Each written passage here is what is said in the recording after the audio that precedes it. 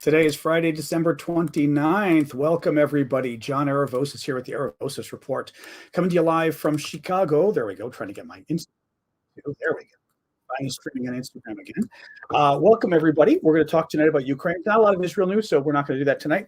We're going to go back to Ukraine. Welcome. I will get TikTok rolling here on my iPad. You guys know how this works. And then take a couple minutes to say hi. Why don't you tell people where you're from? We haven't done that in a while. I kind of like that. And hang on a sec. Let me get TikTok rolling here. Ukraine war update. 1 second here. Ukraine war update. Boom. There we go. Done.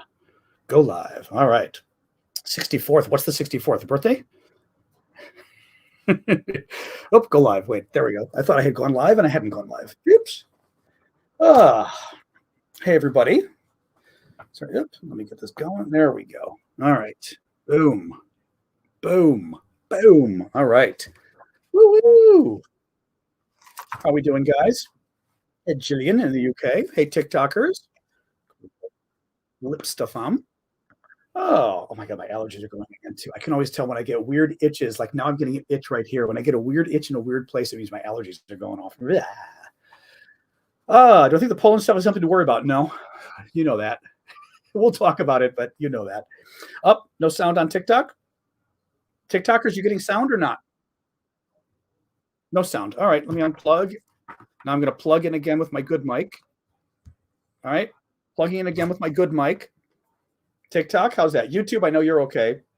Well, that was sound. Is it still sound? Still sound? Yes? Okay, good. So bizarre. TikTok, so bizarre. Anyway, hello, TikTokers. I'm going to bend this a little. There we go. That's not so bad. Hey, guys. How are we doing tonight? Good. Oh, it is Friday. Yes, Happy New Year's almost. Hey, worry. We got our show tomorrow. Remember our coffee talk, our morning show. The paid monthly subscribers. Thank you, Elizabeth, for the gift, and Jeremy. No, not new haircut. Just kind of put water on it. My hair changes every day. Hey, Richard, thank you. Just threw some water on it before the show because it was exploding. And thank you for the 2024, Allie. So yeah, nothing new. Anyway, sip of drink here. But yeah, we'll be doing our coffee talk show tomorrow. A coffee talk where I hang out with the paid subscribers, the paid monthly subscribers. Thank you, Ellie, as a thank you, as part of the benefits you guys get. Vlad, I'm pretty sure will be joining us. Thank you, Sean, for that. So Vlad should be joining us. He was just asking me today if we were doing the show tomorrow. So if you are a monthly subscriber on TikTok, join us on TikTok. Otherwise, any of the other monthly subscribers, YouTube, Ko-fi, Twitch, Discord, join us on the Discord. I'll set the thing up tonight. It'll be noon Eastern time tomorrow, 11 a.m. Chicago time. Anyway, Sasha's doing well. She's asleep on the chair next to me. She got a little haircut, not a haircut. She got a little bath today, so she's resting. My sister and I gave the dogs a nice little bath today. Who was that? Arifa. Thank you, Arifa. Anyway, you guys will wait another maybe half minute, and then we'll get rolling. Paul and Paola. Always like to just kind of give folks a couple minutes to arrive. So we shall do that, and then we'll get rolling. We're going to cover just Ukraine today. There isn't really any news from Israel and Gaza, so I see no reason to discuss it if there's not news, because I like to talk about news. Anybody getting robocalls today? I didn't notice it at Mom's. I know YouTube. Maybe. Hang on. Let's see if there's enough. Oh, there is enough. There's just enough. You can see her here. I was afraid the YouTube angle I wouldn't be able to pull off. I was showing the YouTuber Sasha too. It's harder. Oh, she's moving a little. It's harder for you guys because YouTube, etc., is on my laptop, and I've got like 4 different cords plugged in for the microphone and everything else. So I get a little more nervous moving that computer. But I was able to just swivel the stand and point it down, and you could see her. So that's good to know. Anyway, all right, guys, I'm going to get rolling here. So welcome. We're going to talk about Ukraine today, the war. As always, there's news today. Thank you, Elizabeth, for the New Year's glasses. There's definitely news today. We will, as always, basically what I do is, for anybody who's new, thank you, Krilatka. I basically go through the news of the day, write up my sort of couple pages of notes, and talk you guys through the stories that I think matter. In other words, not just telling you, oh, these 20 things happened, but what I think the things we're going to talk about are particularly interesting, relevant, give you some better understanding of the battle, where it's going, etc. Okay. As I speak, please do keep the gifts coming on TikTok and YouTube. As I always mention to you guys, I've been doing this full time since the war broke out for almost 2 years now. The war broke out February 2022. And the way I'm able to afford to do this is your guys' gifts, also your memberships. Like we said, the monthly memberships, which you can buy on TikTok or YouTube, also Twitch and some of the others. The mods can help you figure out where those are. And just the gifts in general. Like, thank you, Lori. The gifts on TikTok, which I'll always do a shout out when I see those gifts. And the super chat and super stickers on YouTube, excuse me. Super chats are a way of asking a question that I will get to immediately. Thank you, Chris, for the gift. I always try to get to as many questions, or I do try to get to as many questions as I can, but it's impossible to get to all of them. Thank you, Marie and Tom. So my promise is, since YouTube has a way you can actually buy questions, if you guys get those questions, I will always respond to those as the next thing I talk about. So thank you. All right, let's get rolling, guys. So thank you, Shane, for the gift there. All right, one last sip of my energy drink. I've been drinking like electrolytes because I could tell I was getting a little dehydrated in Arizona. So there we go. Thank you, Jetta Mom. So today is day 673 of Vladimir Putin's special 3-day military operation in Ukraine. The big story today is that there was a massive bombing last night of Ukraine by Russia, really the biggest bombing of the war, or the biggest bombing campaign. The Russians shot 122 missiles at the Ukrainians. Thank you, Stephen. 36 drones. They included hypersonic missiles. What were the other ones here? I thought I had some other stuff written. I'm not finding it. Hypersonic missiles, among others, the Iranian drones, all the typical stuff, but it was more than they've ever sent before. The Ukrainians did shoot down 114 of the 158 combined drones and missiles, but that means, what would that be? 44 got through. Well, the 44 caused significant damage. 30 people were killed across the country. They hit cities such as Kharkiv, Kyiv, Lviv, Dnipro, a lot of other cities. They killed 30 civilians. They injured at least 160 civilians. Very bad attacks across the board. Among the places hit, they did hit military targets too, but among the places hit were a maternity center, a maternity ward of a hospital, a kindergarten, a shopping mall. Unfortunately, sort of the typical targets that the Russians go after. Thank you, Annie, for the super sticker. What can we do about it, Marie asks. I mean, the problem is we need more pressure on our governments. I think, the Americans, here's the thing. Okay, what can we do about it? NATO hasn't been doing enough. And anybody who's new is going to scratch their head and go, what are you talking about? The folks who are the regulars know what I'm talking about. We have been helping Ukraine a lot, obviously. $100 billion from the U.S. alone, right? A lot of weapons. We know we've given a lot of weapons. Just because, thank you, Life, for the gift there, just because you help a lot doesn't mean you're helping enough. I always compare it to, somebody with cancer or something, right? And the idea that, well, thank you, Lori, we've spent, $500,000 on your cancer treatment. Well, for any of you guys abroad, you won't be able to understand this analogy because medicine doesn't cost you as much as I think it costs us here in the States. But in the States, your cancer treatment could cost you $1 million, $2 million. It's crazy, right?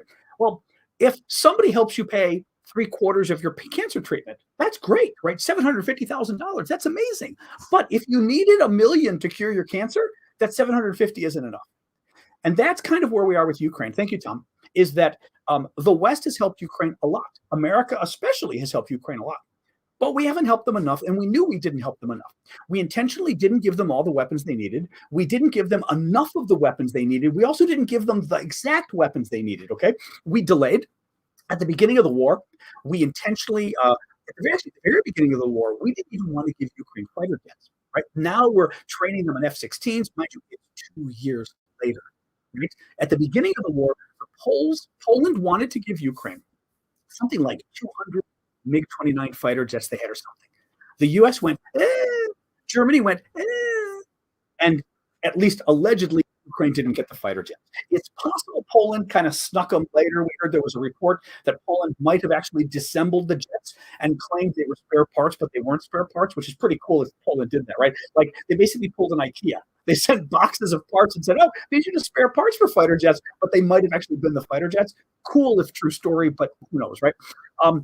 But the larger problem is, at the beginning, we didn't want to send fighter jets. At the beginning, we didn't want to send Patriot missiles, which the Ukrainians needed to shoot down the incoming missiles and the incoming drone, things like this, right? Coming to attack them. We didn't want to send them the HIMARS, which was such a successful weapon system for basically shooting missiles or rockets from the ground, and missiles, I guess, HIMARS, from the ground.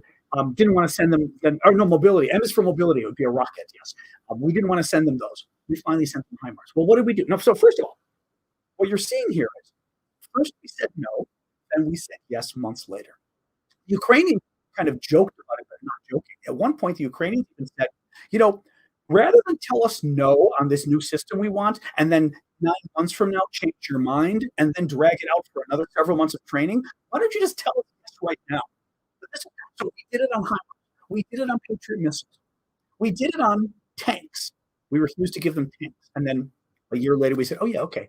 And then the tanks didn't arrive forever, right? Year and a half.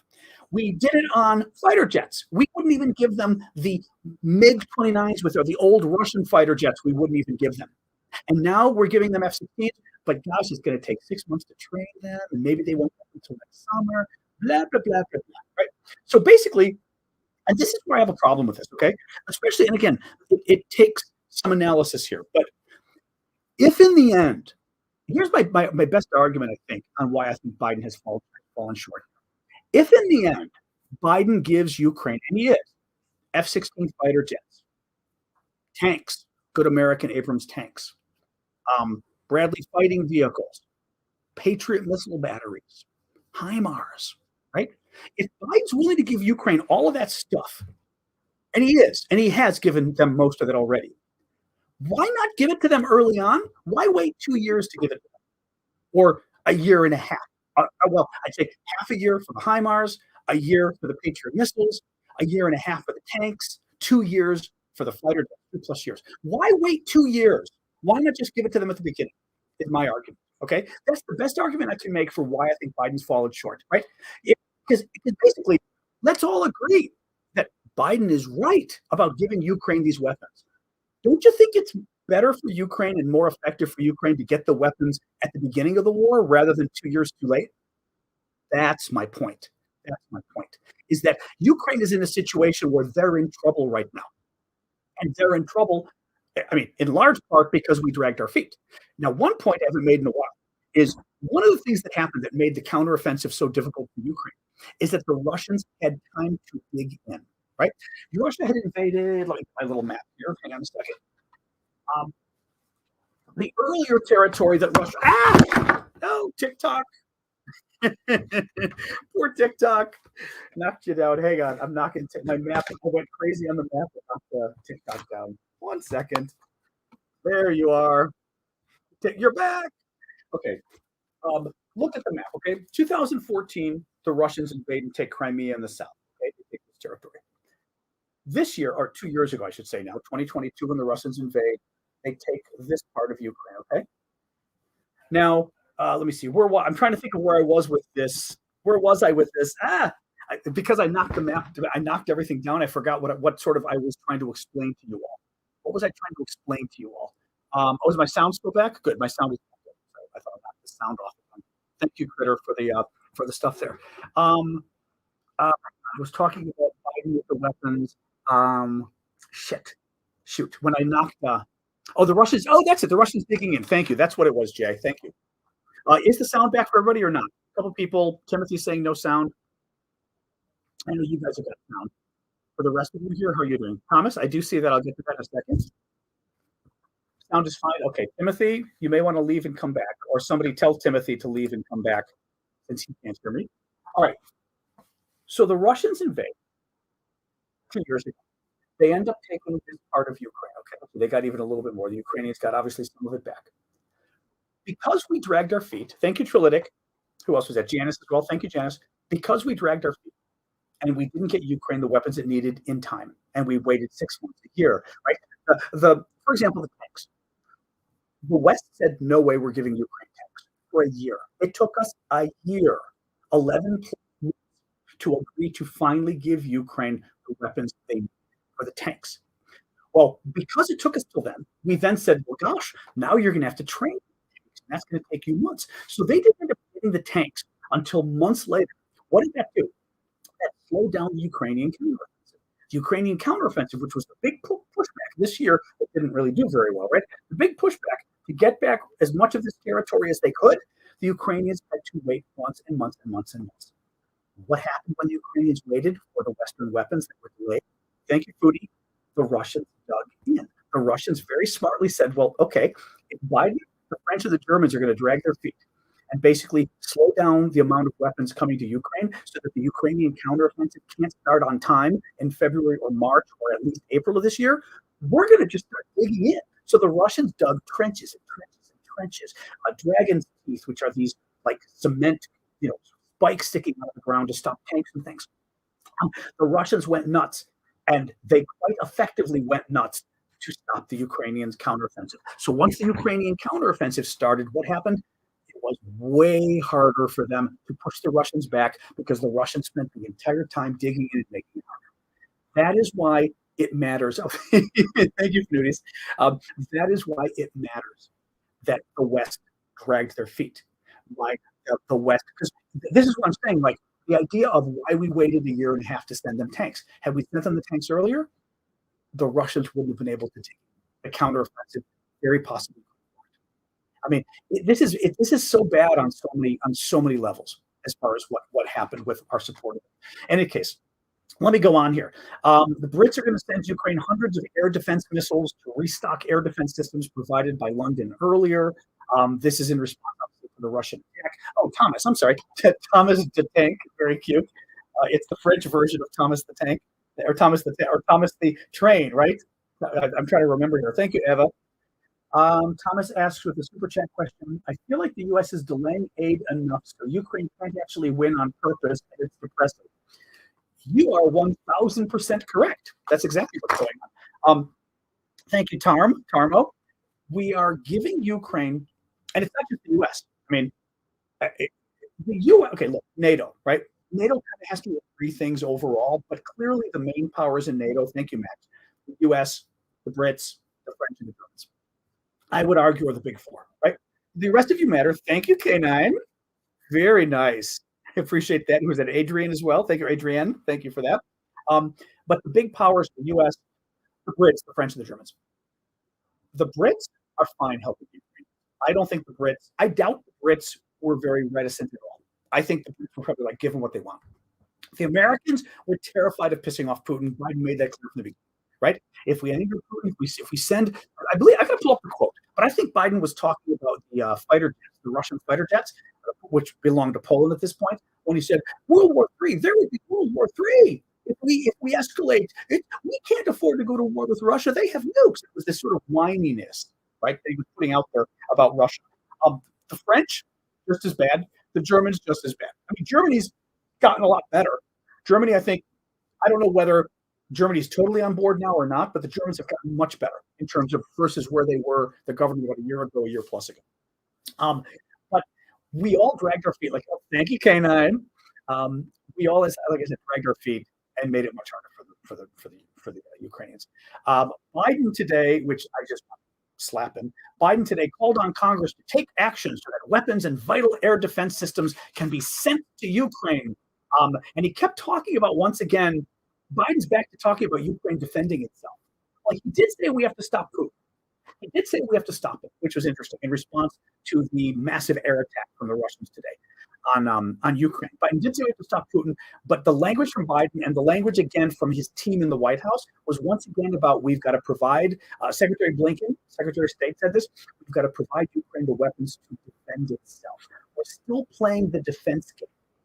We're still afraid to say, I mean, literally, we are afraid to say we are going to provide Ukraine the weapons it needs to win the war. We won't say that because there's this weird diplomacy speak going on in Biden's head that if we talk about winning the war, that's too aggressive. too aggressive. We need to help Ukraine defend its stop Russia from getting more land, right? But not to beat Russia. That would be mean to beat Russia, to defeat Russia. So, whatever. Zelenskyy visited the eastern city of Avdiivka today. That was kind of interesting. So Avdiivka is a suburb, northwest suburb of Donetsk over here. Keep in mind, again, the Russians control all of this. The Russians control Donetsk, so it's right on the outskirts of Russian control. There's been a lot of fighting going on there. Reportedly, the Russians were doing better in the last several weeks, which was not good news, obviously. And in Avdiivka, there were also reports the Russians were claiming that they took Avdiivka entirely, that they basically, they took the town. Zelenskyy showed up in the town today, and literally there's a picture of him taking a selfie in front of the town, like the town marker. What do you call it? The name of the town on the big sign when you're entering the town, like you're entering Avdiivka. This was Ukraine's way of basically showing up the Russians and saying they're lying. Like the Russians may have advanced, but they still don't control Avdiivka. The very fact that it was safe enough for Zelenskyy to get there, and that Zelenskyy was able to stand in front of the town entry sign that says "Welcome" and take a picture, means the Russians don't control the town entirely. So that's good. Let me see. Oh, thank you, Fnuties. Appreciate that. Oh, let's see. Little troll is about. He's not going to leave. I wouldn't have necessarily knocked him out yet, guys. I was going to mention the troll on TikTok who said, "Why don't you mind your own business?" Well, I don't mind my own business because I don't like bullying. And when people are getting killed, and I think I can help them, and I think I should help them, and I think it's in my national interest to help them, I help them. It's in my national interest to help the Ukrainians, and I just don't like seeing the Ukrainians. I'm not a big fan of genocide, so that's why we get involved. And if you don't like it, sorry. Oh, that's okay. I mean, the person clearly was a troll, but the question wasn't really trolly. Like, that's a good example of somebody where, because they said, "Why don't you mind your own business?" Right? The U.S. That's an example of somebody where I guarantee you, because I've been doing this for 30 years, I guarantee you the person was a troll. There was somebody here to cause trouble, but the question wasn't really to troll it. Like, I would have given them one more question, and then they would have been a troll. Here's another troll. It might be the same one, actually. Ukraine's corrupt. Ukraine has corruption problems, yes. Guess who has way more corruption problems? The Russians. If you look at the corruption index, you can Google it. Google corruption index of countries. An international index, totally objective, and it shows the Ukrainians at a certain number, the Russians way more corrupt than the Ukrainians. So, if we're judging the war based on who's corrupt, and we shouldn't help people who are corrupt, well, then the Russians are the really bad guys by your definition. So thank you. So, also, I don't make national policy. I don't make foreign policy decisions and national security decisions based on which country is corrupt. I base it on whether it helps my country or not to get involved. And if it helps my country to get involved, I don't particularly care if the country we're helping is more corrupt than us. Here's the problem, too. Most countries in the world are more corrupt than us. Now, we've got varying level of corruptions. I mean, America's got its own problem now with democracy, with Trump and MAGA and all of that. I mean, we've got our own little problem going on. But generally speaking, and I think Europe overall, at least Western Europe overall, are less corrupt than most of the world. Okay, Asia, developed Asia countries too. So if we're talking about we won't get involved and help countries in trouble who are corrupt, then we're not going to be helping most of the world.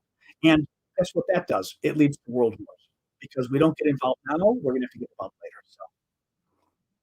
So it's kind of a BS. It's a BS question. Why not? No, it wasn't. No, it wasn't. Ukraine was the most corrupted country. First of all, that's not English, so we can tell you're a troll right there. On the list in 2014. Well, maybe. First of all, there's no way. There is no way Ukraine was the most correct. Again, this. By the way, what's interesting too is I respond to the corruption question because it's clearly a troll argument. It's clearly an argument that the Russian, I always use the word troll, but people who aren't familiar with the internet don't use it as much. A troll is somebody who's out there to cause trouble. They're the people who are either hired and paid, or they're just part of like an internet army of sort of radicals that are just there to cause trouble. These are people basically putting out disinformation on Russia's behalf, whether it's because they're a bunch of friends who want to do it, or whether it's because they're actually working for Russia. So whenever they bring up the corruption thing, it's a Russian argument you're reading because, as I said, the Russians are so much more corrupt than Ukraine. It's not even funny. So if they're bringing up a corruption argument, they want to look at who's paying them. Nancy says, "Will the F-16s really make a difference?" Nancy, we've talked about this a lot. Um, I'm trying to remember. I don't know if Callum should be here. I don't know if Mustard is. We've talked about this a lot before. Maybe other, actually, a number of you other folks have got, let's say, at least expertise in military. Um, I remember before part of the answer to that of will the F-16s make a difference is a how many F-16s does Ukraine get? Right, that's going to make a big difference. Second, oh, Callum, yep. So the question from Nancy was, will American F-16s really make a difference? And I was saying initially, I assume it's going to depend on a how many do you get, right? How many are they going to get? That's a big question. And others have told us before, F-16s are one of the great advantages of F-16s. Oh, Jeffrey Sachs is an idiot. Oh, Jeffrey Sachs is off the crazy land, though. Yeah, we don't. I mean, we don't even. I don't even look at him anymore. Sachs is one of the ones that were a little goofy, as I recall. But um, oh yeah, so the F-16s depends how many they get. Callum and others have talked about how they're able to integrate their systems. So a lot of the weapon systems we've given Ukraine that are fired from fighter jets would do much better if they were fired from F-16s because it would integrate with all the computers in the F-16s. The bombs are a little more dumb. They have to be fought from MiGs. So what else is Callum saying? Why are people talking Hebrew in here? Probably because it's their mother tongue, I'm going to guess. we're an open community here. People can talk whatever language they want. One of the neat advantages of TikTok is you can click what somebody said, and it'll translate it into your language. If you click any of the comments, assuming your language is different, programmed in on TikTok, and it'll translate it for you. All right, hang on here. I'm trying to see what else you guys said. Callum said, yeah, they would allow Ukraine to establish air superiority and air cover the ground forces. Okay. One of the things too is there's been, I was going to mention this as the next topic anyway, so why not? There's, continuing chatter. Thank you, Tammy, for the gift on TikTok. There's continuing chatter that Ukraine may already have F-16s. Ukraine will actually be able to, they may already be, that may be what shut down the 5 Russian aircraft this weekend. Might have been American F-16s. It's just gossip at this point, but it's gossip that we keep kind of hearing about, right? So hard to know what the deal is. Oops, put this over here again. But it's interesting. It's interesting. So multi-role aircraft. F-16s are easy to maintain compared to many other U.S. aircraft. Well, that's interesting for me. Yeah, one of the concerns is Ukraine maintaining them, although we are training their engineers and stuff. Dimitar, hey Dimitar from Bulgaria, nice to meet you. Thank you, Carol, for the gift. Any chance? I know that's an interesting question. David Jennings said, any chance that non-Ukrainians are piloting the F-16s? One possibility, but I don't think it's what's happening. I don't think people can allow it. Is this foreign legion that's helping Ukraine, the foreign fighters, if any of them are fighter pilots? And what if some of them are good fighters? What if, for example, some see, Callum says not a chance in hell. That was my thought. If you're responding to this F-16 foreign pilot thing, I think the U.S. would not agree to it. I think the U.S. would say, no way. The only people you're going to use are Ukrainian pilots. Because if you use, for example, an American soldier who was an F-16 pilot, it's going to look like we gave you one of our soldiers. And that's going to cause a war in Russia. Thank you, Foodie. So that would be my sense. There may actually be some of the foreign fighters who can fly fighter jets. I think there's probably a small chance that there's any of them available, but the U.S. will allow it. Yeah. Callum says there's no way America would agree. That's exactly it. I think the U.S. would agree to it. Yeah. Anyway, I hate trolls too, Marky. All right. What else we got, guys? All right, more news. Thank you, Carol, for that. New York Times. Oh, yeah. So New York Times has a big article today people have been talking about. Putin has been signaling through, let me just read the paragraph.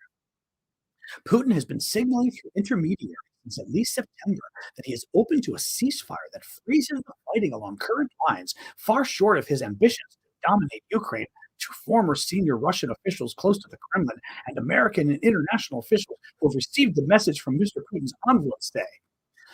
All that means is that Putin found it in his interest to put out the message that he was interested in some kind of a ceasefire. It does not mean that Putin is interested in a ceasefire.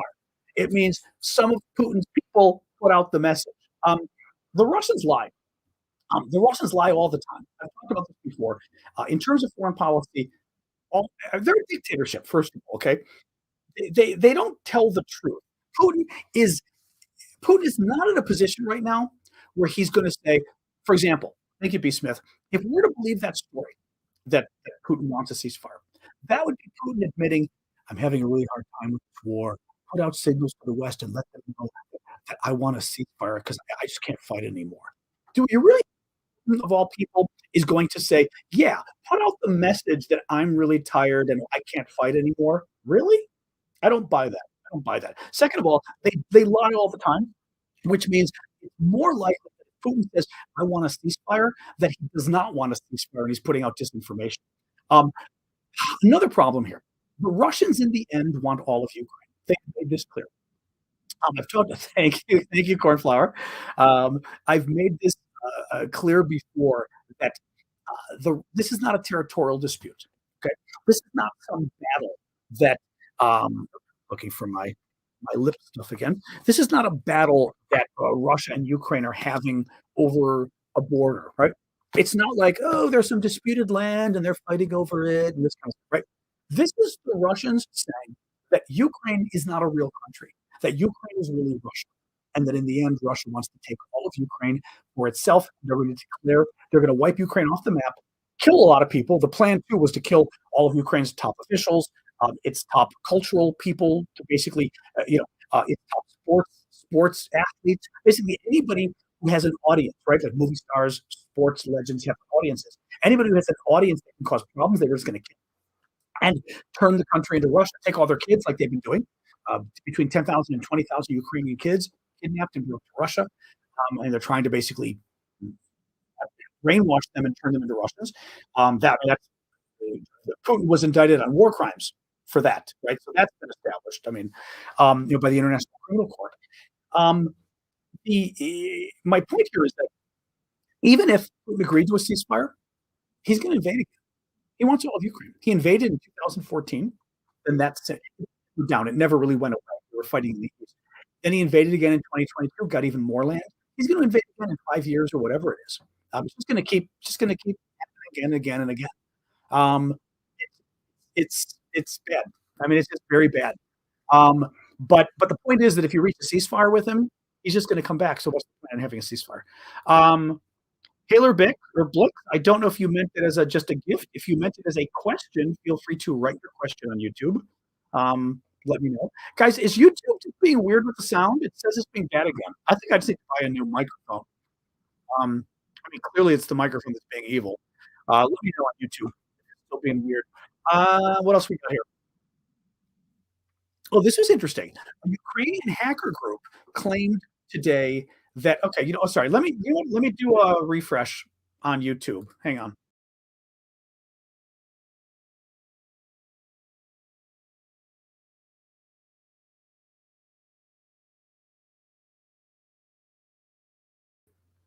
All right. How is it now on YouTube? I'm using, like I said, I'm using StreamYard on YouTube, which I think is the problem. How is it now, guys? Is it any better on YouTube? Sorry, TikTok. I know you're probably okay. Give it a quick second here. I mean, there aren't a lot of settings, to be honest. Better? Okay. I simply refreshed the page. There aren't a lot of settings. I mean, audio is quite literally, which microphone. I have echo cancellation on, which doesn't really need to be on. I mean, I can leave it on. Reduce mic background noise, I don't have on because I'm afraid that'll just cause more problems. Automatically adjust the mic, we turned off the other day because that was causing issues. Yeah, very weird. Okay, it's better now. All I did was refresh the page. Very weird. Oh yeah, listen to this. A Ukrainian hacker group claimed that it intercepted an email from the Russian Black Sea Fleet saying that Ukraine's strike on the Russian ship Novocherkassk, which was the Russian ship that sank this weekend.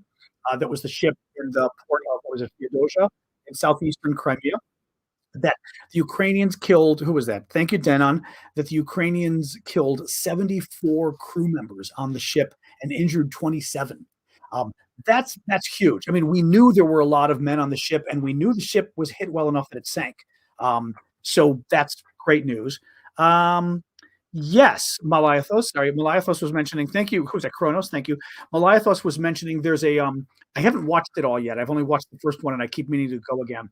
There is a wonderful YouTube series, The Making of Modern Ukraine, it's called, on YouTube. And it is a series of courses from a professor at Yale, Timothy Snyder. Snyder, Snyder. It's excellent. Just Google Snyder, Snyder, Making of Modern Ukraine. You will find it's out there as a podcast, and it's out there also as videos on YouTube. And it's literally, they just videotaped his lectures at Yale. And it's like 23, it's a whole semester. It's like 23 different lessons, lectures he gave, an hour each. They're very good. And it's very easy to listen to, too. It's very interesting. I do use a laptop. I use the same laptop in DC, actually. Yep. All right, more, a little bit more news. We've been going slow today. Actually, going slow today because we've been discussing things more in depth. Hang on a sec. Russian missile reportedly entered Polish airspace today. The Poles say that a Russian missile, when it was leaving Russia, going through, going towards Ukraine, that it actually went through Polish airspace. The Russians denied it, but the Russians lie, so that means nothing.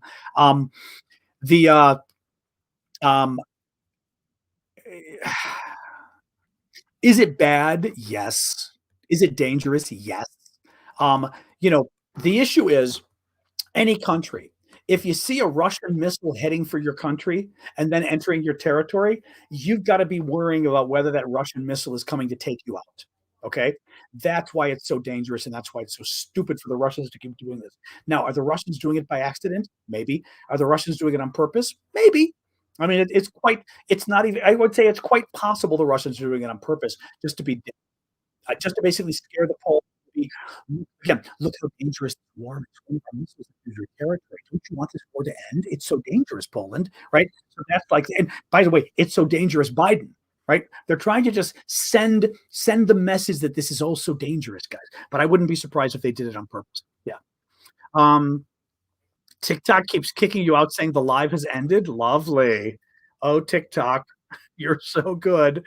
Chinese spy balloon. So this was not directly related to Ukraine, but I thought I'd bring it up. They're reporting today that U.S. intelligence says that Chinese spy balloon we shot down, the one that what they have the picture of over, I think this is the one over Alaska, I think. It was communicating with China using an American internet service. You take a wild guess which American internet service a Chinese spy balloon was using. They didn't say, but I will guarantee you it's Starlink. I will guarantee you it's freaking Starlink, but they didn't say. Let me see here. Russia has, according to Institute for the Study of War, Russia has deployed a battalion formed of Ukrainian prisoners of war fighting at the front line in Ukraine. Big surprise, that would be a war crime fight. I'm not sure quite how you pull this off, though. I mean, does any of the military folks there want to tell me, like, how in practice does Russia force POWs, Ukrainian PO prisoners of war, to fight for them, right? I mean, wouldn't you just say no and be shot? You're not going to go out there and shoot at Ukrainians. I mean, like, how do they, I'm just curious, like, how do they actually pull this off? I don't understand how they pull it off with people who aren't willing. Roman TikTok. Hey, Roman, how are you from Ukraine? Yeah, but at gunpoint, so what? You're a soldier. At gunpoint? At gunpoint, I'm going to go out there and fire against other Ukrainians? I would have been like, no way, shoot me. I mean, maybe they get away with it. But that's what I mean. Okay, what Caleb was saying, at gunpoint, it can go horribly wrong for the Russians. That's the thing. I mean, why wouldn't you say, okay, I'll go fight for you. Give me the biggest gun you've got. Ha, ha, ha. Right? And then you get on the front line and you turn around and kill all the Russians. Why wouldn't you just do that? I don't quite understand it. Yeah, it's threat to the families. Yeah, I thought that. But can the Russians really get their families? You know? mean, I wasn't quite sure of that, you know? I don't know. I just like I said, it confuses me a little. Thank you, Karen, for the gift, and who is that? Danan as well, you know? Um, yeah, Callum thinks the story might be blown out of proportion. Now, we did see, by the way, we did see video. I mentioned this, I think, yesterday, but I was watching the video yesterday. It came out a few weeks ago of the Russians apparently using Ukrainian troops. Thank you, Pedro. As human shields. There were like 4 Russian troops going through a field, and they had 3 Ukrainian troops right in front of them, so that if you tried to hit the Russian troops with a, a mortar shell, whatever you'd use to blow them up, you would blow up the Ukrainian troops as well.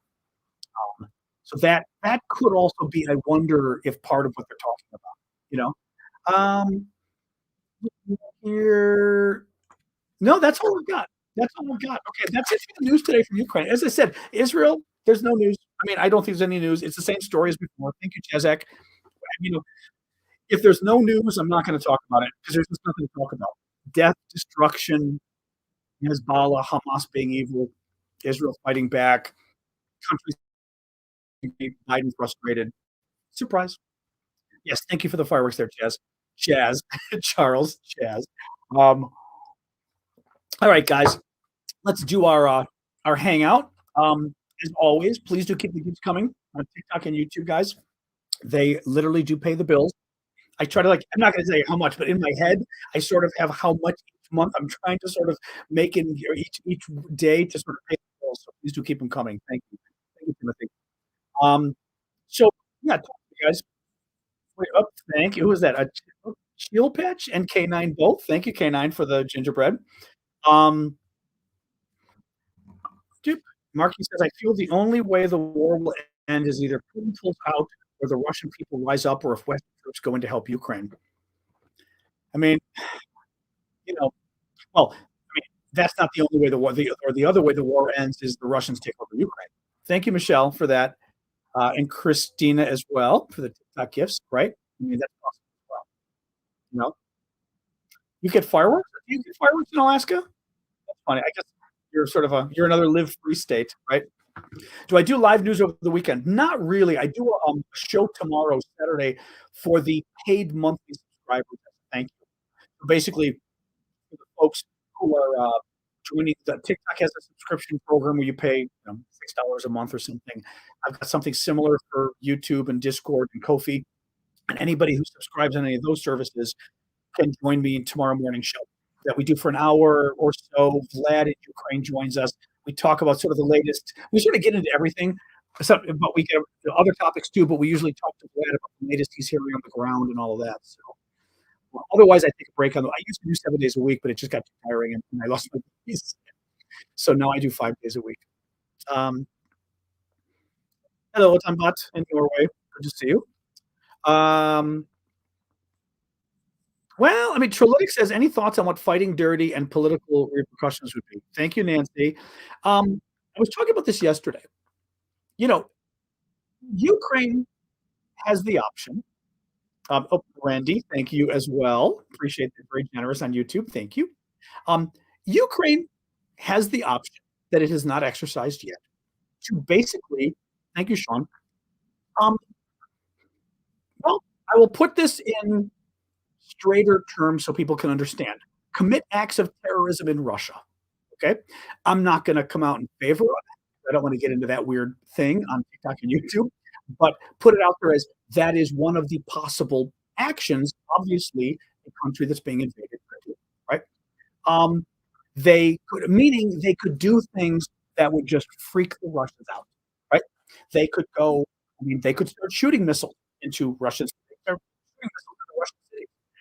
indiscriminately, like what the Russians do, indiscriminately trying to hit civilian areas, right? Knowing it'll hit housing complexes and things like that. They could certainly take over, what Israel's doing. I would say what Israel and Hamas, what Hamas is certainly doing, right? The Palestinians have been doing this for 17 years, so you don't just want to mention Israel. Palestinians have been going after civilians for 75 years. They raised terrorism to an international art form. But the Israelis have also hit a lot of civilians as well. So you could maybe argue both if you want. In this case, the Ukrainians could go after infrastructure. We talked about this before too. They could really go after Russian electricity and just take it out. Thank you, Kronos. Um, but the point is doing things that are more acts of terrorism, right? Blowing up civilian entities, uh, civilian, political structures. I mean, I'm not even going to go through the list here. Thank you, Mustard. Um, the problem is there's two problems here. Three problems. One, could you pull it off? Right, that's the first problem. Is Ukraine even capable of doing it with inside Russia? Not. I mean, we know they're doing what they're doing with the drones and stuff. They've occasionally had some success, like blowing up those bridges and tunnels out in eastern Russia for the trains. But could they actually launch terrorist attacks in Russia? And what would they look like? Which is, I think, the second question. Could they do anything that would have any effect? Right? Like you don't just want to sort of spend your time and effort trying to blow things up for no reason, just to get even. That's not a reason to do stuff, right? You've got to blow things up with the intent to actually make a difference. And so the question would be, is going after, thank you, Mustard, going after civilian targets or whatever you want to call it, an effective way of of convincing the Russians the war isn't worth it, of harming the Russian effort to commit war against you. Thank you for this, right? But you'd always, no matter what you do in, I would say not just in war, I say this in politics. Actually, this is probably true of business too, right? No matter what you do, if you make a decision in business or politics, or I would say life as well, thank you, Karen, that decision, the action you take should be directly linked to a goal, right? That if you're trying to achieve something, the action you take to achieve it should actually be something that you legitimately think will achieve the goal or will help you get closer to achieving that goal, right? So you don't do something in politics just because it feels good. And a lot of people in politics, lefty politics especially, I find people have this crazy idea, and I think honestly, a lot of the Palestinian protesters have got this idea too.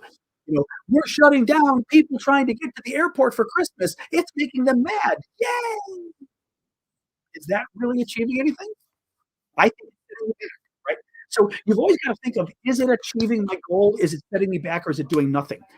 Committing acts of terror in Russia, for example, I think you would at least have a difficult argument, thank you, Kronos, as to whether it actually would advance the Ukrainian cause. Would it actually make Russia somehow less likely to fight back? Would it make Russia more likely to give up or something, right? I don't know that that's the case. So do you really want to waste time and money and effort and bombs doing that, right? Who was that? Two different gifts. Mustard, thank you. I'm sorry, I didn't want to see who was that before you. I didn't want to miss it. There was, Critter. Thank you, Critter, for the glasses. Um, that's the second question. The third question, I'm trying to think what the third one was. I don't remember the third one now, but they were basically, is it even effective? Thank you, Adrian. And I don't know if it would. Oh, I'm sorry. I know the third one. Third one is if Ukraine were to use, for example, terrorism to go after Russia now because they're desperate, if they're desperate, what would the West do? Thank you for noticing. And that's certainly a concern. Up until now, we've told them, don't use our weapons to go after Russia in Russia. We've also told them, try to not go after the Russians too much in Russia, even using your own weapons. Thank you, K9 Nanny. I appreciate all the gifts, guys. Thank you so much. Right? We clearly told them that as well. We told the Ukrainians. So if the Ukrainians start going after, thank you, Cornflower. Love the dinosaurs, you know that. If the Ukrainians start going after Russians in Russia, would that sufficiently piss off the US, Germany, France, whoever, that they need support from the West, that it would cause some kind of rupture or something, and we'd stop supporting them? Now, the flip side of that is, our support is already dropping significantly anyway at this point. Thank you, Dom. So from a Ukrainian perspective, maybe that's not even an issue, right? Thank you, Jeff, for the wide-eyed worsty. Any case, it's something to consider and to think about. What else, guys? What else? Espionage. Yeah, I mean, I'm sure they're doing what they can in that regard, right? On COC, what is COC? The West should be raiding their bases on COC to apply pressure. What abbreviation am I losing there? COC. What else, guys? Thank you, Nudies. Clash of Clans? Oh, what is it? A game? Oh, I don't know. It's a game. Okay. Clash of Clans. Okay, I don't know it. I don't know it. How is Ukraine doing in producing their own weapons? I mean, very well. There was a story in the last day or two talking about, you know, Ukraine's production capacity has increased significantly. Blah, blah, blah. Thank you, Mustard. The problem is that's only relevant in a comparative, not even a comparative sense. You still have to see it in sort of an absolute sense, which is that's great if Ukraine is producing so much more of their own weapons than they were earlier. I still want to know how much that really is. Is it enough? How many do they need and how much are they producing? Right? How much are they losing? Oh, AFLAC. I forgot about the AFLAC. You're right, Mustard. Totally forgot about that. Um, Thank you, Kronos. But so that's one of the questions I would have, which is even if Ukraine is significantly increasing the production of weapons, is it enough? And I'm not convinced it is from what I'm hearing. I know with drones, Ukraine is producing a lot more drones, and they will be over the next year than they were producing previously, which is great. But Russia is producing even more, and that's going to be a problem. So it's a relative thing as well, and I think that's a problem with Ukraine's production of anything. Um, who's set to produce 1 million drones next year, Kelly? The Russians or the Ukrainians? Chicago deep dish. I love the Chicago deep. I love Chicago deep dish. We don't eat it a lot. We people here don't eat it a lot at all, but I do love it. Um, do I think future Americans will see Israel as their ally?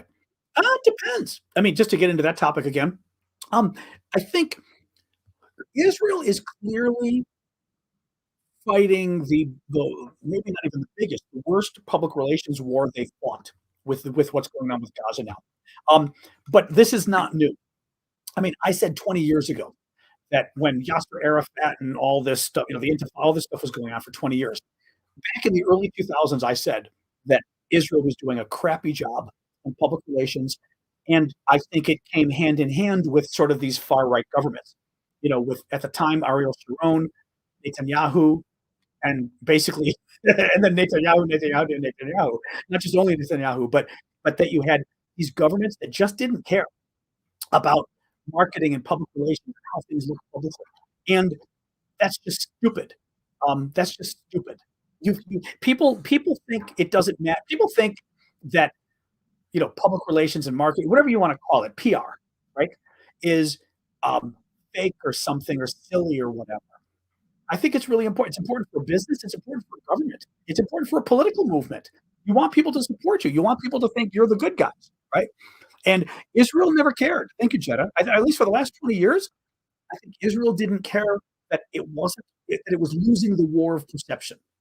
And the Palestinians were starting to win the war of perception, and it's culminated in where it is now. But I mean, 10 years ago, not 10, but 8 years ago, we had a big blow up in the sort of the gay rights movement or LGBT movement, over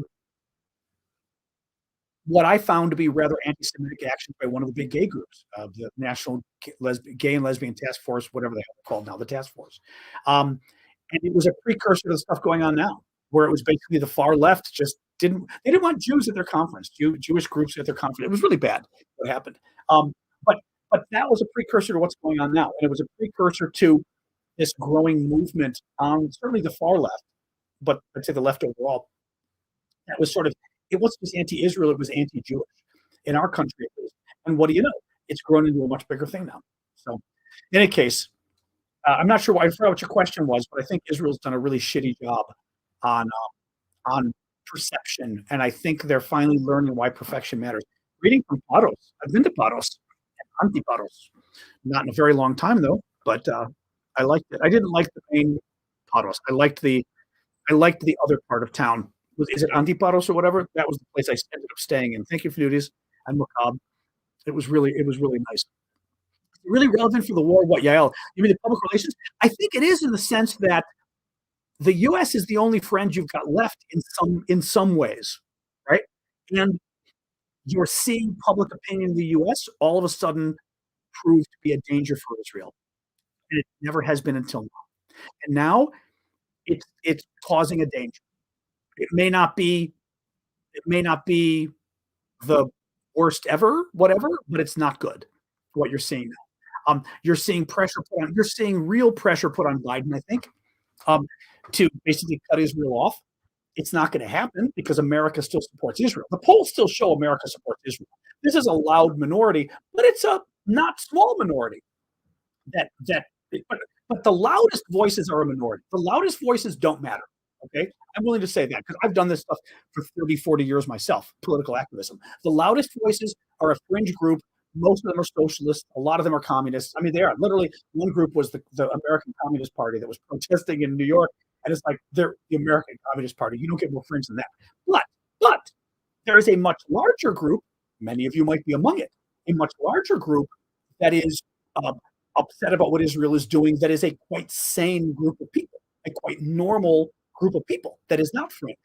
And that group has grown, and that group, I would say, has gotten more radicalized because the Palestinians are controlling the narrative and the Israelis are not. So that young people coming up are seeing what's going on in Gaza and saying, this is horrible. We shouldn't support Israel. So you're sort of taking a whole new generation and educating them that Israel's bad and Palestinians are good. So I think it matters. I think it matters in a long term. It matters. It may not matter for this battle, right? But I think it might matter for the next battle or the battle after that. That's my concern for Israel, is that I don't think public opinion will necessarily matter for you fighting Gaza right now. I think it might matter for how much support you get in 5 years and 10 years from the U.S. and from everybody else. That's my concern. Thank you, David, for becoming a new member on YouTube. I appreciate that.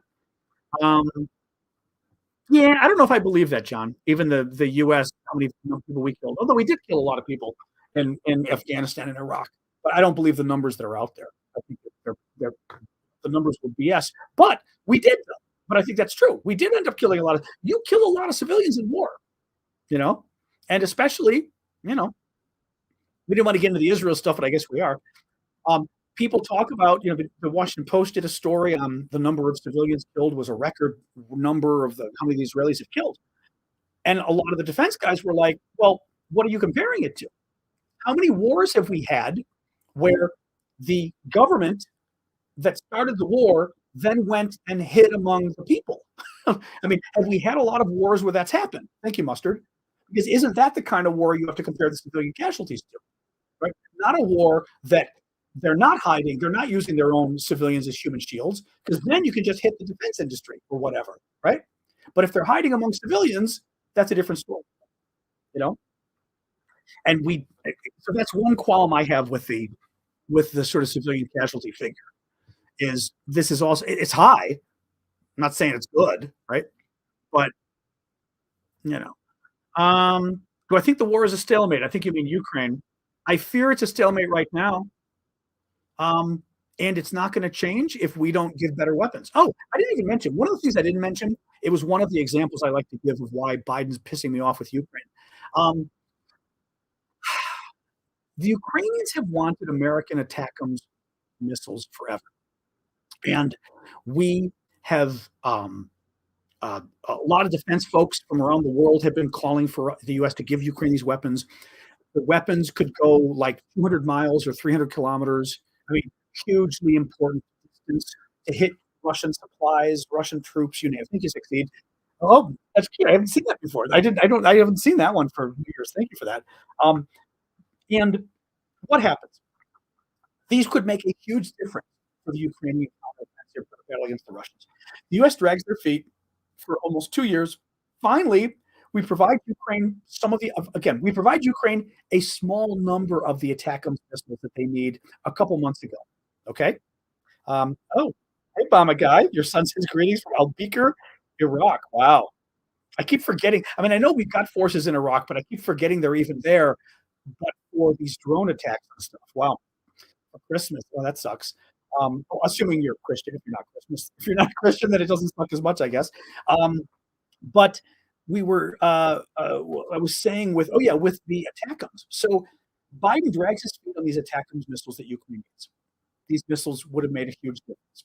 He finally gives Ukraine reportedly like 19 of them. 19 doesn't give you many because 19 gives you enough for like 3 or 4 attacks from what people said, right? Because you throw a bunch of missiles at once. Ukraine uses the missiles, thank you, Flutis, and actually makes a big difference. They actually caused a lot of damage to the Russians with the missiles. So the missiles proved to be very helpful. But what else did Biden do? He didn't just drag his feet for 2 years on giving these. He didn't just give them a handful. And now we're not hearing of Ukraine getting any more. Thank you, C3. So it's not clear whether Ukraine got any more. Thank you, Chris. But he gave them the cheaper missiles. Biden didn't give them the missiles they want. The missiles they wanted went 200 miles, 300 kilometers. Biden only gave them the missiles that go 100 miles, like 160 kilometers. He didn't want to give them the missiles that go farther because, wait for it, that would be escalatory and Putin might get mad, right? So once again, we waited almost 2 freaking years to get these weapons to the Ukrainians. When we finally gave them to the Ukrainians, mind you, after almost 2 years, like a little bit late, we only gave them a handful of the damn weapons. We didn't even give them enough. And there's no more coming from what we've heard. And we didn't even give them the right ones. We gave them the cheaper the old version that has been mothballed, that doesn't go as far, and it shoots cluster munitions, which are nice, cluster bombs, but it wasn't even the normal warhead that they wanted to. We don't want them to win, guys. We don't want them to win, and they're not winning as a result. You know? Biden, I blame Biden for 2014 as well. Correct, Brendy. Brendy says Biden, I'm sorry, Obama. Obama didn't do anything in 2014. I agree with that. I think that's correct. I mean, that is correct. I don't even think that's negotiable or whatever, right? Or debatable that Obama didn't do it enough. What else, guys? What else? Are Russians that strong if they can't beat Ukraine? I mean, no, in some ways, but they're clearly strong enough to have grabbed some of Ukraine's land. They're clearly strong enough to be holding on to that land. And for Ukraine, that's bad, right? I mean, Ukraine doesn't want to lose 17% of their country, right? So they're strong enough to cause problems. Now, depending what your question really means, if your question means, should we in the West be as afraid of Russia because clearly they're having a hard time even beating Ukraine, I would agree with you and say, Russia, we used to think Russia was this. Russia's really only this. They're not that good anymore at warfighting. They've got so many men and so many weapons, so much artillery shells, stuff like that they're able to cause a lot of damage. But they're just not, we thought they were this good. They're only this good. And that is important of a fact, I think, that we all learned about the Russians, which is good. But they're still able to cause problems, and they're big enough to cause trouble, Brian says they would fold under our air superiority. That's what I've heard from the military folks. Yeah, that basically if our Air Force got involved, the Russians would be toast. But now, having said that, but the Russians have nukes, right? So that's the concern people have, which is an understandable concern,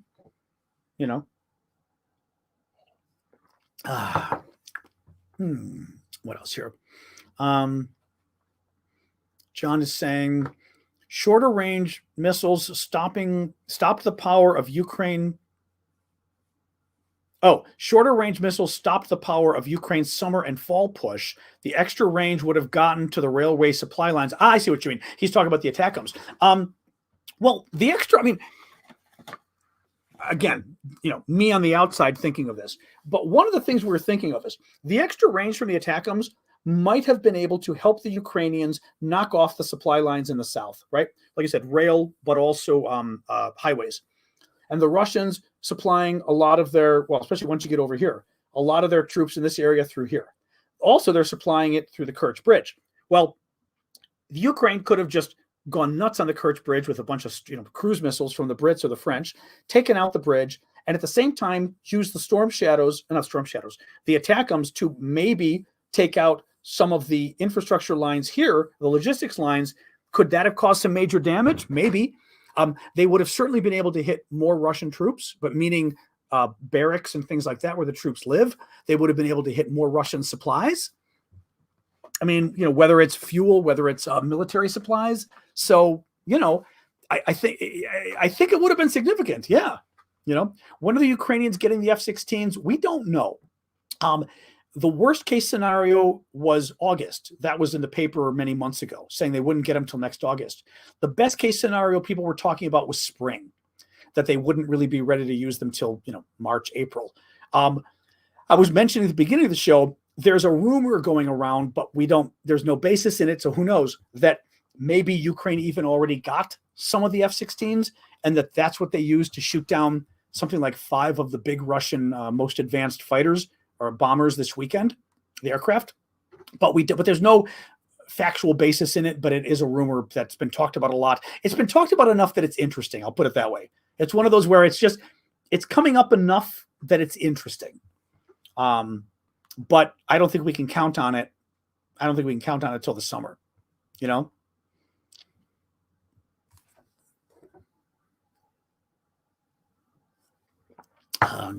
We'll have Vlad tomorrow. So my friend Vlad in Ukraine will be joining us tomorrow. So remember, we've got our 11 o'clock Central, so 11 o'clock Chicago time, noon Eastern time US, where we'll be doing our show on TikTok and YouTube.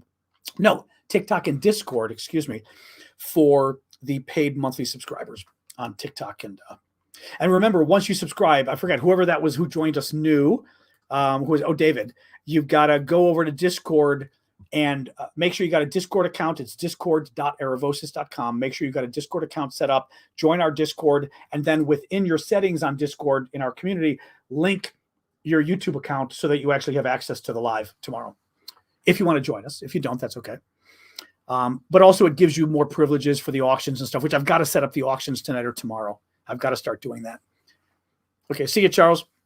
Nothing about the Wagner guys. No, Colin. We've heard nothing about the Wagner guys. No. I mean, they're still using them, but it sounds like from what we know, it sounds like they're trying to integrate them more into sort of the Russian armed forces. So they may be less effective. I think they even renamed the Wagner forces in Africa as some kind of African something league or something, like it's some almost like a International Development Corps or something, the name they gave them from what I've heard, I think. You know, I'm not sure what you mean. Sorry, somebody with a pink logo says, how much do you think support growth for Palestine matters? Do you mean how much does it matter that public opinion is growing in support for the Palestinians? I mean, if that's what you mean, I think it matters. I talked about this earlier. I think it matters. I mean, the more people support the Palestinians and the less people support Israel, the fewer people support Israel, it starts to affect politicians in the country too, you know, which starts to affect aid. It starts to affect foreign policy decisions. I mean, that matters. If in fact, I think you're seeing a change. I don't know if you're going to see, depending how big the shift is, you know, it's not like the whole country is turned against Israel. That's not the case. The country still supports Israel. But you're seeing them not thrilled with what's going on with Gaza. And long term, what does that do? We'll see. You know, oops, looking here. I'm not sure what you mean, Serb. I have a question. Do you think we can use Turkish troops against Iran like Ukrainians versus Russia? I'm not sure what you mean. I don't know what you mean by that. What do you mean? Give us a little more. What you mean by that? China, Taiwan. Well, when it's a bigger story, nothing's going on right now. Mom's doing well. She's in the kitchen. You know, yeah, I wouldn't disagree with you, Kelly, on that one. Sent a good amount of troops to Poland. Any chance we're getting ready for something? I think, Moose Cuddle says, we've sent a good amount of troops to Poland recently. Any chance we're getting ready for something? I suspect we are, I suspect we're being careful, which I think is smart. You know, the U.S. and NATO should be very careful about what's going on. And frankly, if it looks like Ukraine isn't doing well, we've got to be prepared for Russia thinking that this kind of warmongering it's doing is actually helpful, right? And is beneficial, and that Russia will keep doing it. Remember, mods, what I told you? I think that comment I would leave right now, but keep an eye on that person, TikTok mods, okay? I don't think that's a bad comment yet, but remember we talked about this. Keep an eye. my 2 to 3 comment rule. When you're suspicious of somebody, give them 1 or 2 more to see, because that might be okay. Daniel O'Neill. Hey, Daniel. Thank you for that. How would Biden react to a Republican presidential candidate voicing strong support for democracy and freedom in Ukraine? Would he then dare cross Putin's red lines then and send the good kit to Ukraine, attack him, etc.? That's what. So what he's saying is, what would Biden do if a Republican presidential candidate were really attacking him on Ukraine and saying he's not going far enough? Now, part of the problem is no one is doing that because, well, okay, I shouldn't say no one's doing that. The MAGA Republicans are terrible on Ukraine because they like Russia, because Trump likes Russia, right? So that's been a huge problem in general among MAGA, huge problem. So you're not going to see Republicans really stick their neck out on Ukraine. Certainly, Chris Christie, Nikki Haley, some others have been very supportive of Ukraine and very anti-Russia, right? But it's not like something they talk about all the time because they realize too many Republican voters are pretty much brainwashed by Trump on this. So Republican voters don't want to hear it, right? It's not going to help them win the Republican primary. So until if they were to win the primary, then they might use it as an argument against Biden, right? So I don't think you're going to have that argument happen much, is my concern. If somebody like Trump were to go after Biden and basically say he's done a crappy job on Ukraine, he didn't support them enough, he did exactly what he did on, you could make stuff up. I mean, Trump's responsible for Afghanistan too, because Trump actually brokered the deal for us to withdraw. But you could say, look what he did with Afghanistan. Everything he's done has been halfway. He does halfway and he screws things up. He went halfway in Ukraine, and now we're not going to win. We should have gone this. We should have given him this weapon. Had that kind of pressure been put on Biden, actually, I wouldn't just say presidential candidate. Had the Republican Party not had Donald Trump screwing everything up, you could have seen the Republican Party take a position on Ukraine. And I think you would have seen a position of the Republican Party saying we should have been helping Ukraine much more. We should have been giving Ukraine more weapon systems. Some Republicans have said this, but you would have seen a unified Republican Party say Biden is screwing up in Ukraine and he's going to lose Ukraine because he's afraid of Vladimir Putin. And you would have potentially seen Biden be stronger, I think. So I think that would have an impact, but it's got to be the Republican candidate, the Republican nominee for president. And at this point, it's going to be Donald Trump, So I don't think it's going to happen. But yes, that kind of pressure would be potentially beneficial. It wouldn't hurt. Yes. But no one's really making that argument. So in a way, the other problem for Biden is, you've got the Republicans, Trump, in essence, who runs the Republicans, saying we shouldn't be helping Ukraine at all. And Biden being portrayed as somebody who's helping Ukraine too much. So there's no pressure on Biden to do more. The pressure is on Biden to do to do less. So what do you do? How do I lean way too left when I'm talking about the fact that we need to take the Russians out in Ukraine? Sorry, but somebody said I lean too left on TikTok. I would also say that's how screwed up our politics has gotten. The fact that I'm saying we're not doing enough to take on the Russians, and somehow that makes me a lefty. Dude, I'm old enough to know that doesn't make me a lefty. Oh, Mike, you're such a cute little troll. It's so sad you have to leave us so quickly. Bye, Mike. Moldova, Ukraine idea. What's the Moldova, Ukraine idea? Van Severin. I didn't see. Is there something new going on? I don't know. I'm a leftist and I say take Russia down too. Tenori in Finland. Hey, Tenori in Finland. Good to see you. I might be a lefty in some ways. On defense stuff, I'm clearly not. Well, now who knows, right? Sure. Thank you, Daniel. I appreciate that. Now who knows what I am, right? Today, everything's up for grabs as far as whether we're left or right now. But on defense stuff, I've never been left. I've always been more conservative or hawkish, we would say, on defense stuff. But also lately, I don't agree with the left on a lot of stuff either, because I think the left's gone too far left. Immigration, certainly Israel and Gaza. Do I think Israel could have gone a different way? No, that's the problem. And I've said this, it's fair to criticize Israel for the civilian deaths, but I have not heard an argument that I believe of what Israel could have done differently. Oh, hey, Dennis, good to see you again from Kyiv. Hope you're doing okay. We were talking about the horrible attacks at the beginning of the show. You know, moderate lib. I'm only a moderate lib because the parties, too many people in the party have gone socialist. So, you know, well, I'm just as disappointed in you, Chris. So I'm not a big fan of terrorism. So we can all play that game. Do I think about Americans going to fight over in Ukraine? We haven't had that many, though. I mean, I'm fine with it. The ones who have volunteered. No, the ones who have volunteered, I'm fine with. We haven't sent troops, and I don't think we can send troops. I just think that is too far. You know, I think that's too far. Oh, we pay Turkish troops to fight against Iran? Yeah, I don't see us doing that. I don't see us doing that. Also, I'm not sure what they would achieve, right? I mean, it depends, like, fight against Iran where? Like in Iraq? You know? I mean, you know, I don't know. How long will the war last? Which one? Honestly, the Russian-Ukraine one could go on for years, and I think it also is going to ignite again because I think Russia has long-term plans just to take all of Ukraine, so it's coming back. Israel and Gaza could also go for years in some form.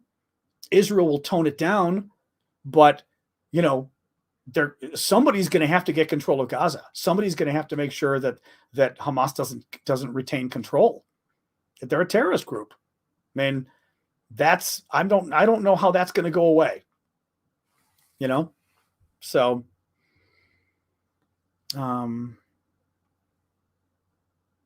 as I've said, that's sort of the constraint over, not the constraint. That's the problem overall with Gaza. You can criticize Israel for what it's done, but if you were the prime minister of Israel, I'd be very curious what you would do differently. That wouldn't cost you your job, and that's the problem. You know, in response to a terrorist attack like that, you would have to go ballistic. And when you go ballistic against people who are hiding among civilians, civilians are going to die. And then what do? Not go against them? Let them get away with it? And then they attack again next time and kill another 1,200 people? I mean, you know, it's easy to criticize Israel and maybe even justified to criticize Israel for the civilian deaths. But I still have not heard an alternative that I think is valid. And I think you need to provide one. Otherwise, I don't think the criticism is merited, because then, you know, if you can't say what Israel should have done differently other than die, you know, this isn't Independence Day where the president asks the aliens, what do you want of me? And he says, die. If you just want Israel to die, that's not a solution. You know, you've got to present them with an alternative. And the current alternative is let Hamas get away with killing a massive numbers of your people in a horrific, not just horrific terrorist attack, but I was reading that New York Times story. There's a New York Times story out that I can't even tell you about. Thank you, Pam. Talking about the rape and everything else that Hamas did. I cannot even read you the excerpts of that story. It's so bad what they did to these women. I mean, cutting into them while they're raping them, cutting off body parts while they're raping them. I mean, horrific what they did. You do not, as a nation and as a leader of a nation, you do not respond to that by going, well, it's really bad. I'd be killing a lot of their civilians if I attack back, so maybe I won't. You don't do that. And by the way, America wouldn't do it, and no Western country would do it. We would bomb. It doesn't make it right, but we would bomb the hell out of any country that did that to us. And again, that doesn't make it right, but we would do it too. So to pretend it's unique what Israel's doing, I don't think so. Well, and actually, it's arguable we did do it in Iraq, right? We literally invaded the wrong country. Afghanistan, I'm fine with, but Iraq, we invaded the wrong country in response to what Al Qaeda did against us, right? We literally invaded the wrong country.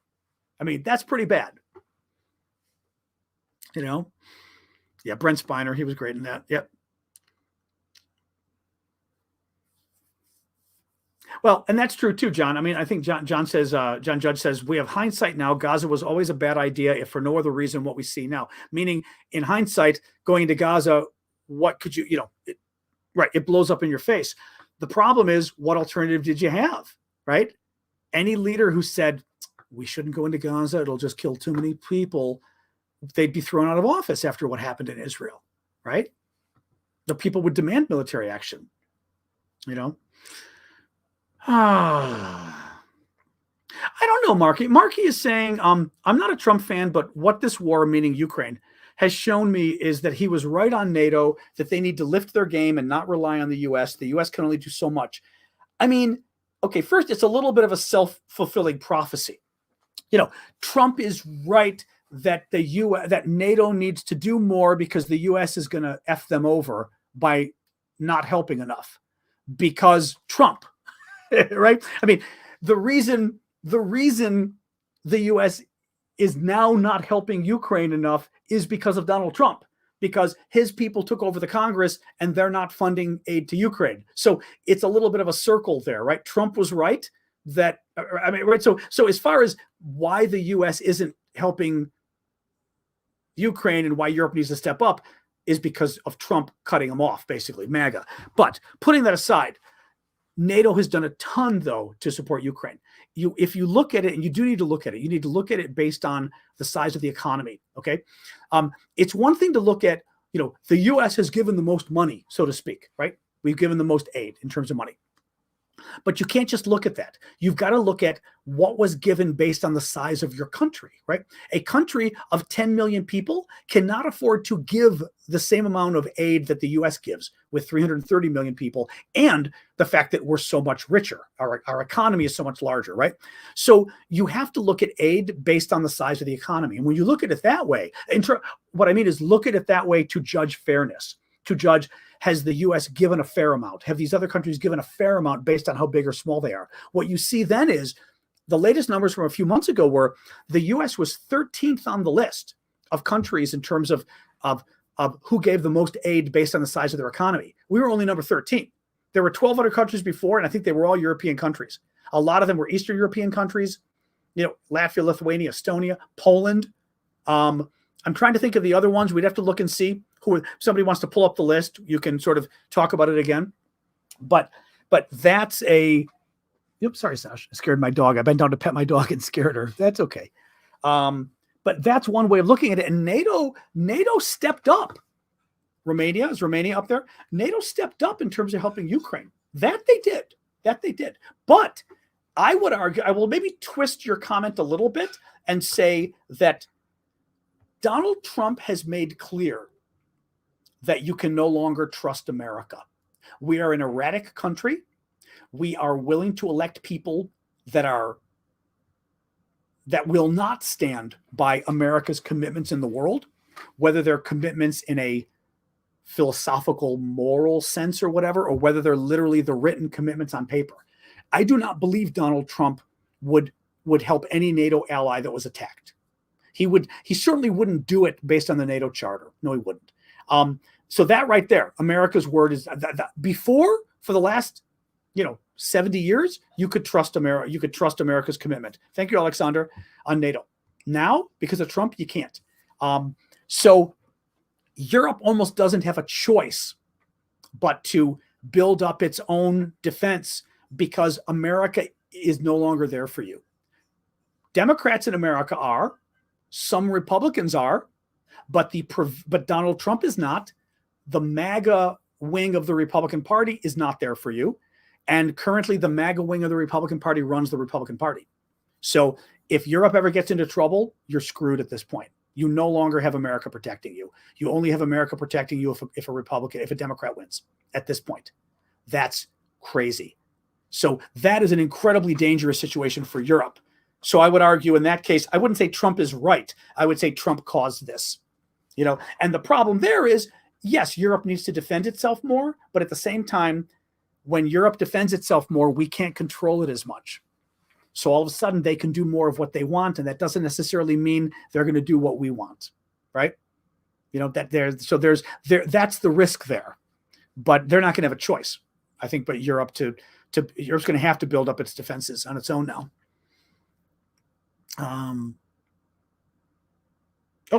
Cliff. Hey, thank you, Cliff. I will look for your question here. Sorry.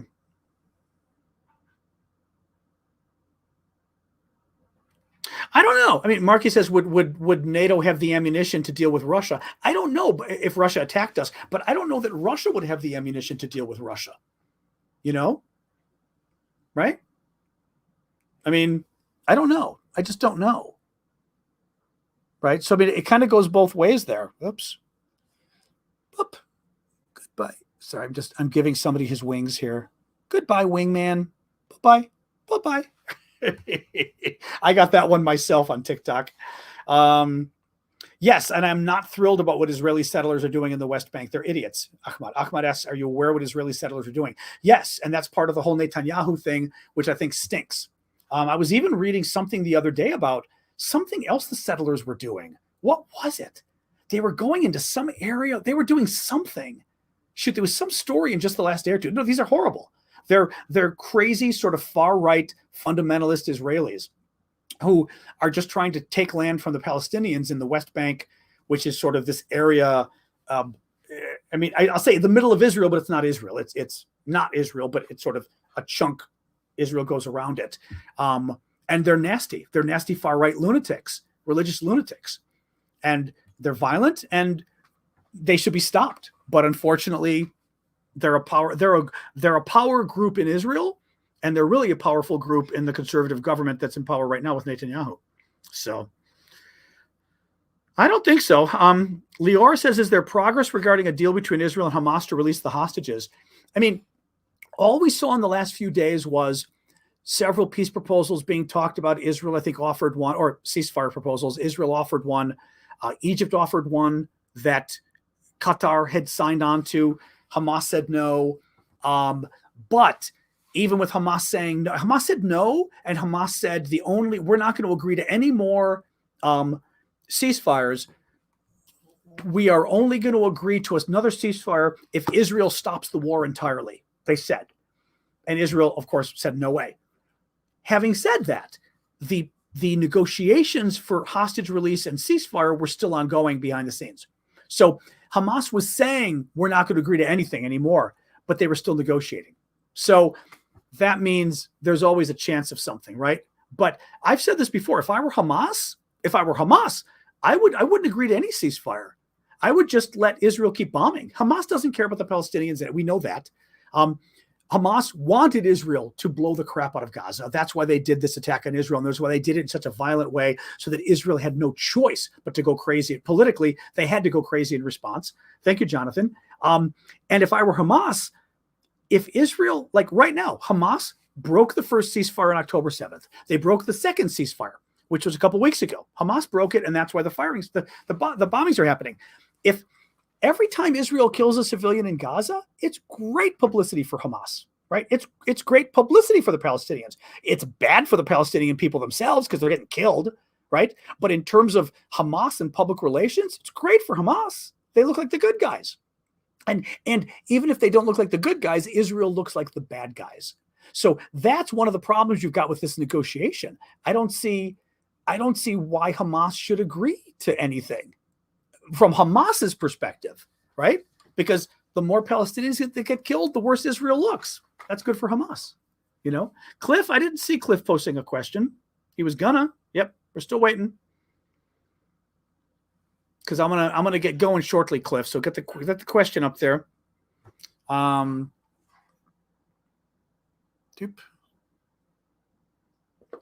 Today is not the topic of Israel. Today we were talking about Ukraine, but Israel came up in the discussion, so we've been talking about it.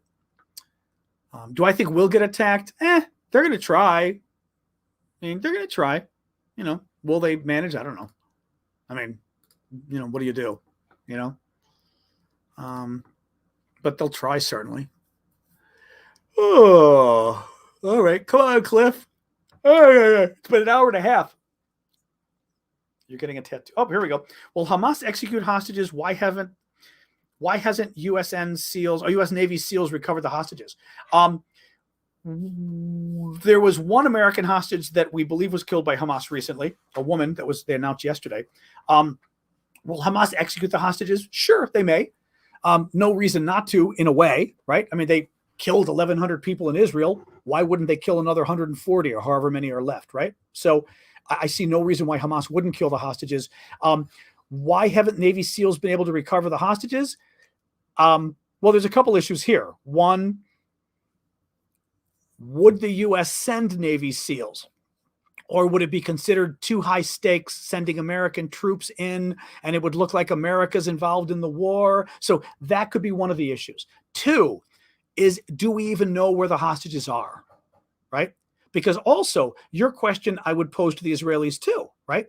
If do the Israelis not know where the hostages are? Why haven't the Israelis sent in special teams to get the hostages? Probably, I mean, it's not like Israel hasn't done it because they don't want to, right? It would look great for Netanyahu to get the hostages back.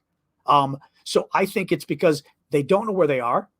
If they do know where they are, they're impossible to reach without the hostages themselves getting killed, and maybe even the Navy SEAL team or the Israeli Special Forces team getting killed. But that would be, Ahmad says they've tried and failed once. Did they? I did not know that. Okay. I assume you mean the Israelis tried and failed once, right? But that would be my sense is they probably don't know where they are. If they do know where they are, it's too risky to get to them in terms of our troops, but also the Israelis. Okay. But our troops, but also in terms of the hostages getting killed, otherwise from an Israeli perspective, Israel would do it if they could pull it off. From our perspective, you get into the politics, right? Oh, does Biden want to be seen with U.S. Navy SEALs within Gaza in an operation that might be perceived as the Americans fighting an operation for Israel, right? You get into all that weird political bullshit. Whereas from Israel's not going to worry about that, right? Israel's just going to say, if we can get the hostages, we'll get them, So...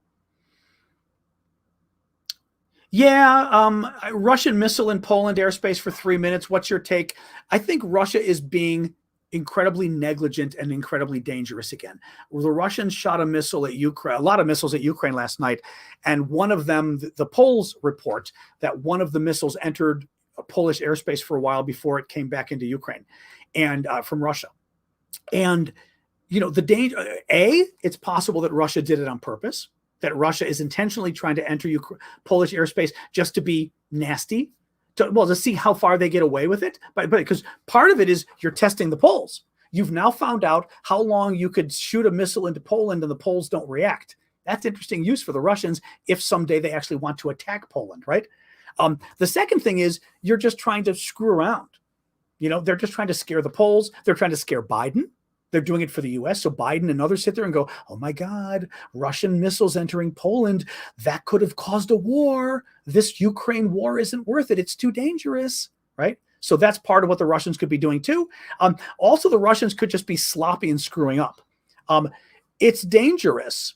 It's dangerous. I mean, if you're Poland or any NATO country, you're literally sitting here and watching a Russian missile come into your territory. What do you do? Right. It's dangerous. I don't think it's a huge deal, but it is certainly a dangerous deal. Put it that way.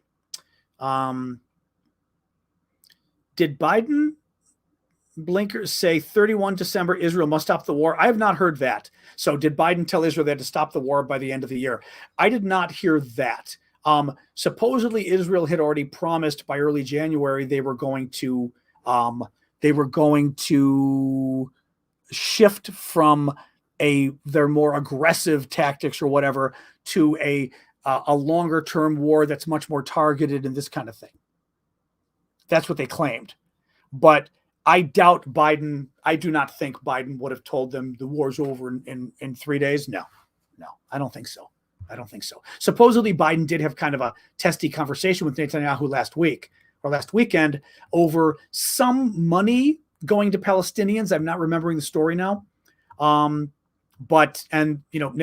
was saying no and Biden was saying yes. And they got into a little fight on it. But yeah, exactly. Kelly's saying, I don't think Biden would give them that kind of ultimatum. I don't either. Especially because if they had a fight last weekend about certain monies owed to the Palestinians that the Israelis are holding up, that's a far cry from stop the war. And if we can't get them to give this money to the Palestinians are owed, how are we going to tell them, right? Oh, the war better stop. You know what I mean? Like, that's such a small issue comparatively that we're not putting our foot down. Why would we put our foot down on the war ending in 3 days? So yeah, I don't buy it. I don't believe it. Anyway, I don't really care. Do you know the USA is now the global villain? I don't care. We've always been the thing is we've always been Israel's sidekick. So this is not news, right? The US has always supported Israel. This is not, I mean, big deal, right? Second of all, I don't particularly care what most of the world thinks of us in terms of Israel. The world we need already knows who we are in Europe. You know, some Europeans don't like us. They never have. A lot of Europeans do. But on the Israel thing, I really couldn't care less what the world thinks. I think most of the world is I mean, again, I think a lot of you have got reasonable opinions, but most of the world is anti-Semitic. Most of the world hates Israel because they hate Jews, and they've always hated Israel. And this is a problem Israel's had at the United Nations and everywhere else. They just freaking hate Jews. And frankly, we're seeing it with this whole issue. Israel has done a lot of bad things with Gaza, I think. So they deserve some criticism. But at the same time, a lot of the criticism has been Jew-hating criticism. And that's been obvious. Certainly the protesters in America we've got, they freaking hate Jews. That's been obvious. Thank you, Moose. So, you know, the fact that a bunch of you are upset that we support Israel, we've supported Israel for 70 years or whatever. I couldn't care less that you don't like that. I mean, I really don't. And also, it's just not news. It's just not news. You know, like, okay, whatever. You know? So, yeah, the fact the world doesn't like it, a lot of you like the Soviet Union too, you know, not necessarily the Europeans, but a lot of you in developing countries, you love the Soviets too. How'd that work out for you? You know what I mean? I didn't really care about that either. You have bad opinions on a lot of stuff. So, no, I care about Europeans. I don't care about too much else. Developed Asian countries, I care. But developing countries, to be honest, I really couldn't care less what they think about politics, because I think a lot of their politics is incredibly screwed up in terms of supporting Russia and supporting the Soviets before them and everything else. And Israel, it's just racism. Anyway. Oh, did we have one there? I didn't see.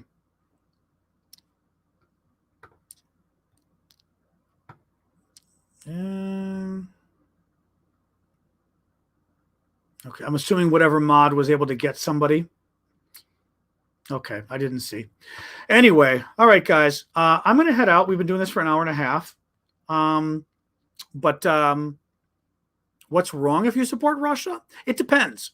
I mean, I think there's a lot wrong if you support Russia. You know, you could be a sane person that supports Russia, but I would think if you support Russia right now, look, you got issues if you support Russia. I don't know. You might be a nice person, but you've got some real issues. Like, I mean, what's wrong? I don't know. They're a genocidal imperialist dictatorship that's been dead set on taking over the world for 100 years, and now they're doing it again. I don't know, right? They're not a democracy. They imprison their own citizens for literally reading poetry. Now, depending on the country you come from, you might support that kind of anti-democratic crap. I don't know. But if you actually support human rights, civil rights at all, you shouldn't support Russia. You know, if you're not big on warmongers, you shouldn't support Russia. If you're not big on countries that oppressed half of Europe and held Europe hostage for 40 years, 45, was it 45? 45 years, you ought to kind of have a concern about what Russia did during World War II and afterwards up until 1990. So there's a lot of reasons why I think, you know, people, yeah, I sort of have an issue if you support Russia. Yeah. Anyway, all right, guys, I'm going to get going. Yep, Laka, I'll see you tomorrow. I will see you guys tomorrow. Thank you for joining. Thank you for the gifts. There were a lot of gifts tonight. I really appreciate it. Thank you. But otherwise, I'll be back Monday. We'll be talking more about Ukraine. Hiroshima was necessary. Sorry, Sugar Ray. Again, you're talking to the wrong guy if you think you're going to shame me with stuff. That's not going to happen. But I will see you guys Monday, 6 o'clock Eastern time, US, 5 o'clock Chicago time.